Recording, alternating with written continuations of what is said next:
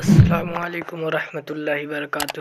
دوستوں، اس کتاب کا نام ہے سچی حکایت اور اس کتاب کے مصنف ہیں سلطان الواعظین مولانا محمد بشیر۔ آئیے اس کتاب کو سٹارٹ کرتے ہیں۔ اس کتاب کا پہلا باب ہے وجود باری اور توحید۔ حکایت نمبر 1، حضرت امام اعظم رضی اللہ تعالیٰ عنہ کا دہریہ سے مناظرہ۔ ہمارے امام حضرت امام اعظم رضی اللہ عنہ کا ایک دہریہ خدا کی ہستی کے منکر سے یعنی خدا کو انکار کرنے والے سے مناظرہ مقرر ہوا، اور موضوع مناظرہ یہی مسئلہ تھا: عالم کا یعنی دنیا کا کوئی خالق ہے یا نہیں، دنیا کو بنانے والا کوئی ہے بھی یا نہیں۔ اس اہم مسئلہ پر مناظرہ، اور پھر اتنے بڑے امام سے چنانچہ میدان مناظرہ میں دوست دشمن سبھی جمع ہو گئے، مگر حضرت امام اعظم دقت مقررہ سے بہت دیر کے بعد مجلس میں تشریف لائے۔ دہریہ نے پوچھا کہ آپ نے اتنی دیر کیوں لگائی؟ آپ نے فرمایا کہ اگر میں اس کا جواب یہ دوں کہ میں ایک جنگل کی طرف نکل گیا تھا، وہاں ایک عجیب واقعہ نظر آیا جس کو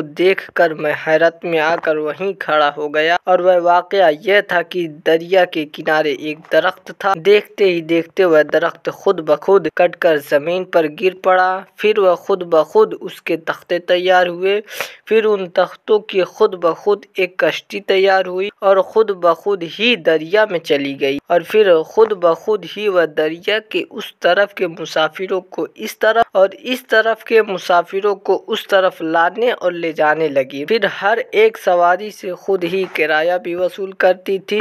تو بتاؤ، تم میری اس بات پر یقین کر لو گے؟ دہریہ نے یہ سن کر ایک قہقہہ لگایا، ہنسا اور کہا، آپ جیسا بزرگ اور امام ایسا جھوٹ بولے تو تعجب ہے۔ بھلا یہ کام کہیں خود بخود ہو سکتے ہیں؟ جب تک کوئی کرنے والا نہ ہو کسی طرح نہیں ہو سکتے۔ حضرت امام اعظم نے فرمایا کہ یہ تو کچھ بھی کام نہیں ہے، تمہارے نزدیک تو اس سے بھی زیادہ بڑے بڑے عالیشان کام خود بخود بغیر کسی کرنے والے کے تیار ہوتے ہیں۔ یہ زمین، یہ آسمان، یہ چاند، یہ سورج، یہ ستارے، یہ باغات، یہ ہزاروں قسم کے رنگین پھول اور شیرین پھل، یہ پہاڑ، یہ چوپائے، یہ انسان، یہ ساری خدائی بغیر بنانے والے کے تیار ہو گئی ہے۔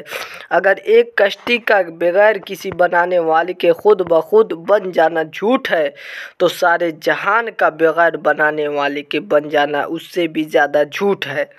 دہریہ آپ کی تقریر سن کر دم بخود حیرت میں آ گیا اور فوراً اپنے عقیدہ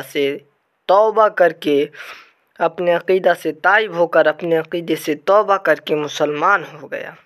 دوستو، اس چیپٹر سے ہم کو یہ سبق ملتا ہے کہ اس کائنات کا یقیناً ایک خالق ہے، اس دنیا کو بنانے والا ایک ہے جس کا نام اللہ ہے، اور وجود باری کا انکار عقل کے بھی خلاف ہے۔